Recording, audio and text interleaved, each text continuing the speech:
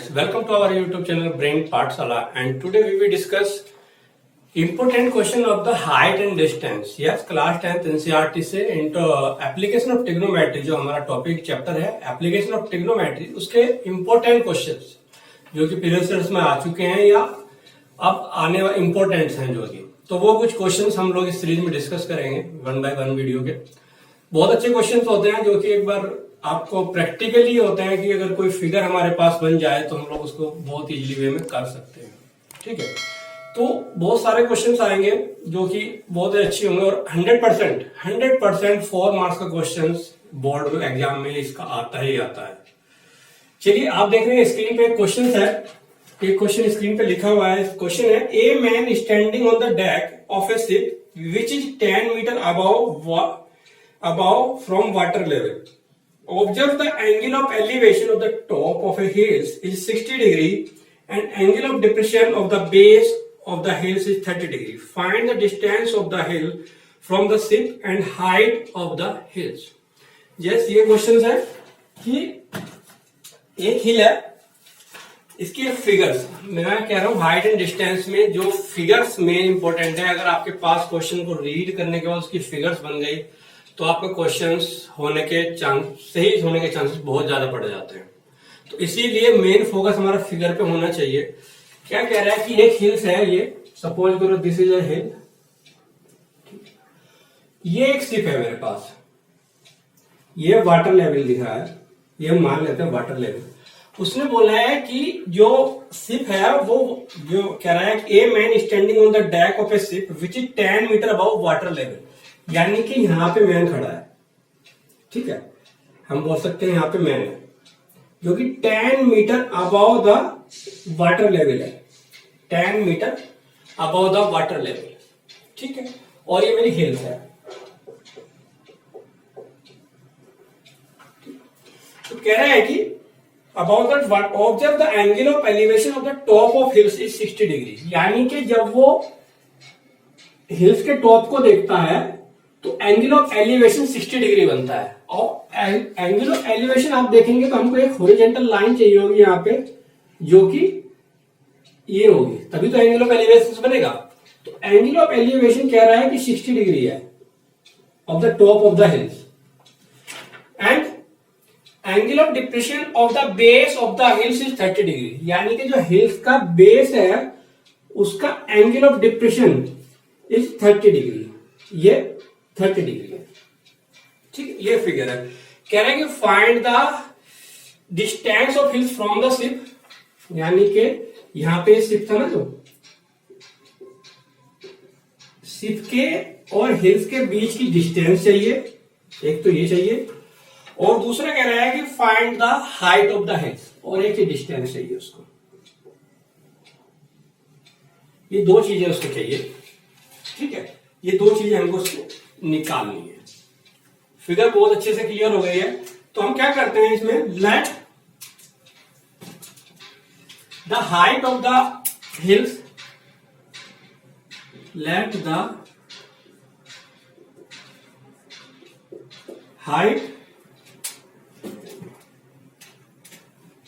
height of the hills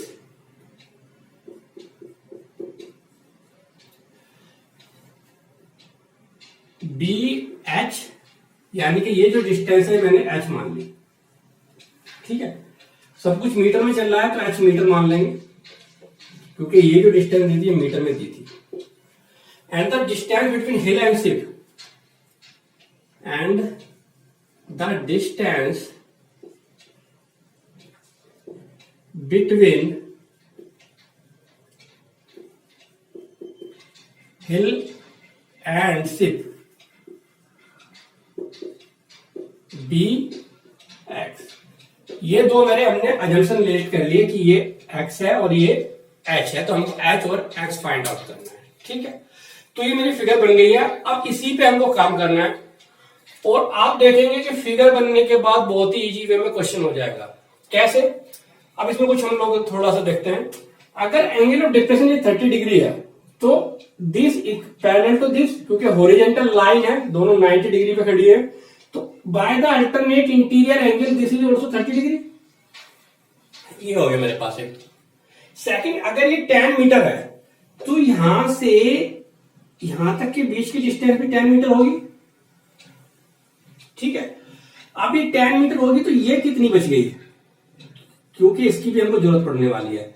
H whole पूरी थी और ये 10 है, तो ये एच माइनस 10 मीटर आ गई, एच माइनस 10 मीटर आ गई। अब इनको नाम दे देते हैं हम थोड़ा, ए बी सी डी ई।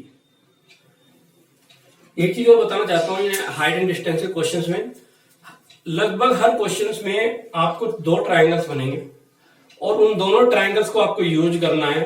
चाहे आप पहले ये ले लीजिए या ये लीजिए, जैसे सिचुएशन है कोई सा भी ले सकते हैं। उन दोनों का यूज करने के बाद ही आप आंसर्स पे आएंगे। कौन सा पहले लेना है कौन सा बाद में लेना है ऐसा कुछ नहीं है। कभी कभी ऐसा होता है कि पहला लेने से आसान हो जाएगा, लेकिन हो जाएगा, दोनों तरीके से हो सकता है। चलिए करते हैं शुरू। तो हम लेते हैं in triangle A B C, in right triangle A B C. अब मैंने राइट ट्राइंगल क्यों बोला, क्योंकि आप देखो जब ये जो हॉरिजॉन्टल लाइन होती है शिप से, वाटर से शिप पे हॉरिजॉन्टल, और हिल्स जो खड़ी है वो भी कहीं ना कहीं एक तरीके से 90 डिग्री पर सीधी खड़ी होती है हॉरिजॉन्टल लाइन पे। ठीक है, तो in right triangle A B C, अब इसमें ट्रिग्नोमेट्रिक रेशियो के रिक्वायरमेंट होते हैं। ट्रिग्नोमेट्रिक रेशियो में हम लोगों ने पढ़ा था कि किस तरीके से, अब देखो 3 होते हैं मेरे पास, परपेंडिकुलर, बेस एंड हाइपो। ठीक है, इन तीनों के कॉम्बिनेशन से tan theta, sin theta, cos theta हम लोग निकाल सकते हैं, जो भी चाहिए होता है 6 के 6 रेशियो। तो मेरे पास बेस है और मेरे पास परपेंडिकुलर है। ठीक है, तो कोई एक ऐसा ट्रिग्नोमेट्रिक रेशियो लाना होगा जो बेस और परपेंडिकुलर में रिलेशन दिखाता हो। बेस और परपेंडिकुलर में रिलेशन दिखाएगा तो मैं उसके हिसाब से tan थीटा यहां पे यूज कर सकता हूं। तो हमको पता है कि tan theta is equal to perpendicular upon base. ठीक है, परपेंडिकुलर अपॉन बेस होता है tan theta is equal to, theta की वैल्यू मेरे पास 30 है, tan 30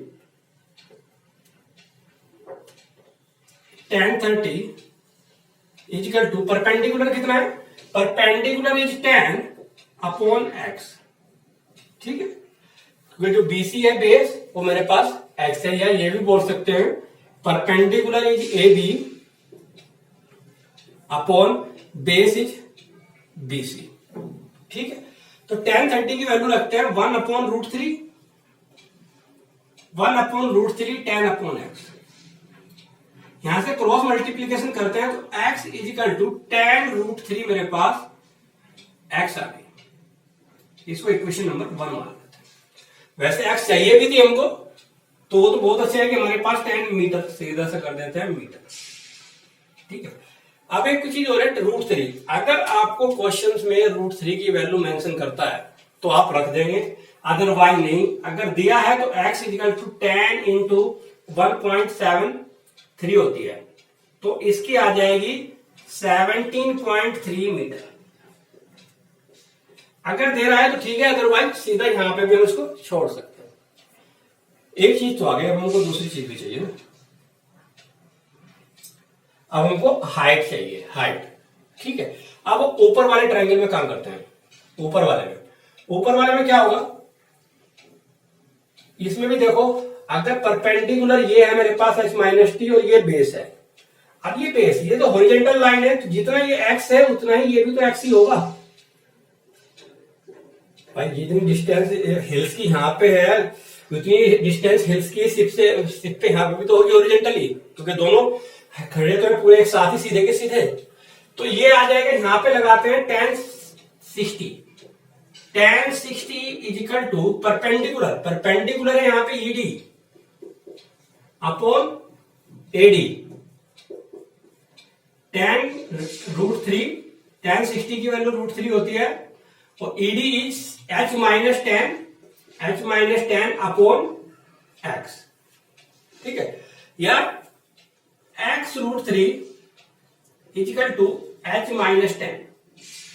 अब x की वैल्यू मुझे पता है, मैं x की वैल्यू निकाल सकता हूं। तो मैं क्या करूंगा, फ्रॉम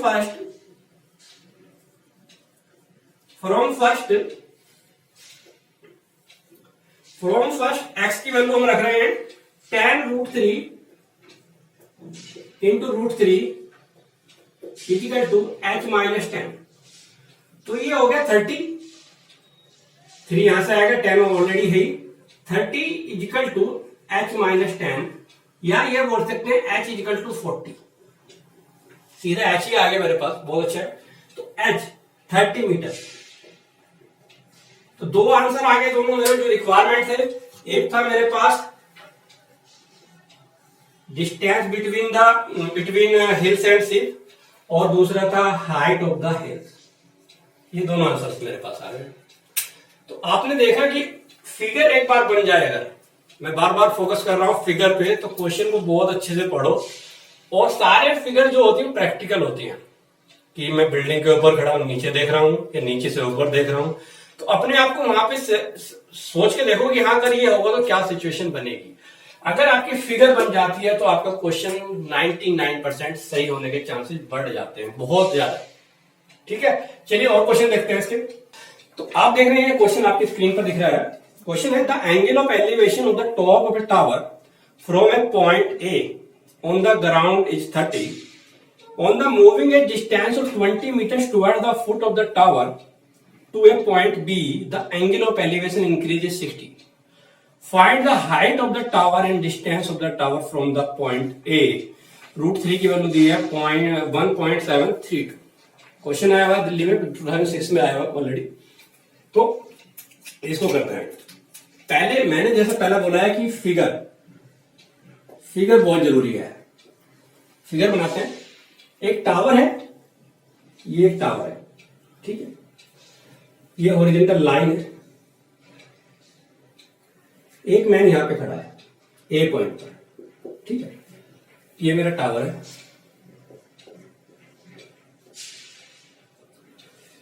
ए से angle of elevation of this tower is given है, angle of elevation of this tower is 30 degree, 30 degree है, ठीक है। अब कह रहे हैं कि ये 20 मीटर टावर के फुट की तरफ को बढ़ता है, 20 मीटर। सपोज करो यहां पे आ गए, दिस डिस्टेंस इज 20 मीटर, ये बी पॉइंट पे आ गए। अब यहां से ऊपर देखता है टॉप पे, तो एंगल ऑफ एलिवेशन जो होता है वो 60 हो जाता है। Angle of elevation is 60। तो कह रहे हैं कि find the height of the tower and distance of the tower from point A. Angle of elevation from the top of the tower, हाँ, A से इस टावर के बीच की डिस्टेंस, यानी कि इसको बोल लेते हैं C और इसको बोल लेते हैं D। तो ये चीजें चाहिए उसको। अगर मैं बोलूं कि this height of the tower is H है, मैंने H मान ली, ठीक है, height of the tower is H and the distance of this, यहां से यहां तक कि मेरे पास x है, ठीक है। तो आप देख रहे होंगे अगर ये x है तो ये डिस्टेंस कितनी हो गई, ये हो गई x माइनस 20, ये डिस्टेंस हो गई x माइनस 20। मेरी फिगर कंप्लीट हो गई है। अब आप देख रहे होंगे इस फिगर में दो ट्रायंगल बन गए हैं। ट्रायंगल बना है ACD और BCD। मैंने पहले बोला था कि दोनों ट्रायंगल में काम करना है, दोनों ट्रायंगल से कुछ ना कुछ हमको मिलेगा और वहीं से हमारा चीजें जो है निकल जाएगी। फिगर बहुत क्लियर है। टावर है, एक बंदा यहाँ पे खड़ा है मैन, जो कि टावर को देखता है, 30 डिग्री का एंगल बनाते हैं। तो ये 20 मीटर फुट टावर के फुट की तरफ को बढ़ता है और 20 मीटर रुकने के बाद फिर टावर को देखता है, तो देखता है कि एंगल ऑफ एलिवेशन 60 डिग्री हो गया। तो कह रहा है height of the tower and the distance between the foot and A point, जहां से स्टार्ट हुआ था वहां से उसके बीच की डिस्टेंस निकालनी है। चलिए वही कर लेते हैं।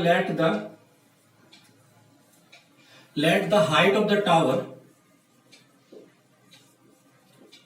let the height of tower be at h meter and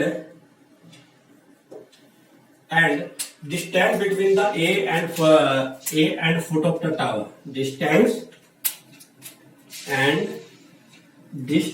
between the and distance between the point A and foot of tower. Foot of tower, यानी कि यहां पे ब्रैकेट में कर सकते हैं सी है मेरे पास। ठीक है, चलिए क्या करते हैं, सबसे पहले इन ट्राइंगल ए किसी एक में ले लो, तो सबसे पहले हम बड़े में ले लीजिए या छोटे में ले लीजिए, वो आपके ऊपर डिपेंड करता है। तो हम लेते हैं बड़े में। Let the in triangle A C D, in triangle right triangle A C D. अभी राइट ट्राइंगल क्यों बोला, क्योंकि जो टावर है वो तो भैया अर्थ के उसके साथ हॉरिजॉन्टली 90 डिग्री बनाएगा ना, या टावर तिरछा खड़ा हो जाएगा, नहीं ना, टावर तो सीधा ही खड़ा होगा। तो ये मेरे पास आ गया। चलिए इन ट्राइंगल एसीडी में लेंगे तो क्या बनेगा मेरे पास, वही मैंने पहले भी बोला था कि ट्रिग्नोमेट्री से यूज करना है। तो tan theta equal to perpendicular upon base. अब यहाँ पे जब एसीडी में है तो परपेंडिकुलर क्या है मेरे पास, परपेंडिकुलर है सीडी और बेस है मेरे पास एसी। सीडी और एसी मेरे पास बेस आ गया। ठीक है, तो अब वैल्यू पुट करते हैं tan 30, थीटा की वैल्यू 30 है, 30 इक्वल टू पर सीडी एच जो कि हमको चाहिए, और ये मेरे पास है एक्स, ये भी कहीं ना कहीं चाहिए, तो ये तो कुछ भी नहीं मिलेगा, चलो कोई बात नहीं। तो 1/√3 equal to h upon x. तो यह बोल सकते हैं इसको थोड़ा सा, x इक्वल टू h√3। अभी कुछ नहीं कर सकते क्योंकि दोनों चीजें अननोन है, तो इसको इक्वेशन नंबर 1 मान लेते हैं। ठीक है, अब इक्वेशन नंबर 2 अब लेते हैं ट्राइंगल दूसरे में। इस पे थोड़ा कम पड़ रहा है, फिगर थोड़ी छोटी बनानी होगी मेरे को, फिगर में बड़ी बड़ी बना रहा हूं ताकि आपको क्लियर नजर आ जाए इसलिए, लेकिन लग रहा है कि फिगर थोड़ी छोटी बनानी होगी। चलिए अब लेते हैं इन ट्राइंगल छोटे वाले में, triangle BCD. In triangle BCD में भी same tan 60 equal to perpendicular तो वही है सीडी एंड बेस इज, अब बेस इसके पास बीसी आ गया, बेस इसके पास बीसी आ गया, या ये कह सकते हैं सीडी की वैल्यू कितनी है एच अपॉन बीसी कितना है x माइनस 20। तो this is √3 equal to h upon x minus 20। Cross multiplication जाएंगे तो क्या होगा, या ये भी बोल सकते थे हम लोग, इधर से अगर मैं h निकालूं तो देखो थोड़ा सा क्यों निकालना चाह रहा हूं इसलिए बताऊंगा। h इक्वल टू क्या करें x अपॉन √3, x अपॉन √3। तो क्या करूंगा, h की जगह इसको मैं क्रॉस मल्टीप्लीकेशन कर रहा हूं, थोड़ा सा अरेंज कर रहा हूं, क्रॉस भी नहीं कर रहा हूं। x minus 20 equal to h upon √3। ठीक है, h अपॉन √3 रखा हूं। अब h की वैल्यू मेरे पास है x अपॉन √3। ठीक है, तो ये क्या, ये नहीं हो सकता कि h की वैल्यू जब x अपॉन √3 रखोगे तो x अपॉन √3 इंटू √3। ठीक है, h की वैल्यू मैंने रखी x अपॉन √3। अब √3 से 3 हो जाएगा दोनों, तो मेरे पास आ गया x minus 20 equal to x upon 3। अब कर लेते हैं 3x minus 60 equal to x। ठीक है, तो ये आ जाएगा, x इधर आएगा, ये इधर जाएगा, तो इसको अरेंज करेंगे तो 2x इक्वल टू 60। तो x इक्वल टू क्या आ गया मेरे पास, x इक्वल टू 30 आ गया, यानी कि ये जो पूरी डिस्टेंस थी ये 30 थी। ठीक है, यानी कि जो शिप जो है वो फुट से 30 मीटर अवे है, दूर है। एक चीज तो निकल गई।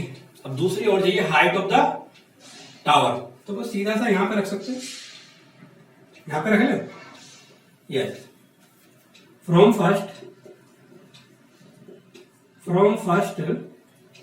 h equal to x upon √3 है, x अपॉन √3 है। x की वैल्यू मेरे पास 30 आई है अपॉन √3। तो √3 को नीचे नहीं रखना है, इसको रैशनलाइज कर देते हैं, √3 अपॉन √3।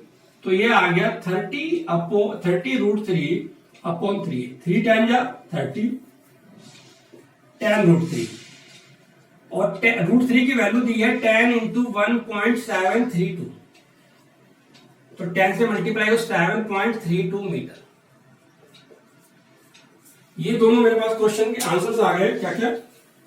एक तो था कि हाइट ऑफ द टावर, वो ये आ गया। दूसरा था डिस्टेंस ऑफ द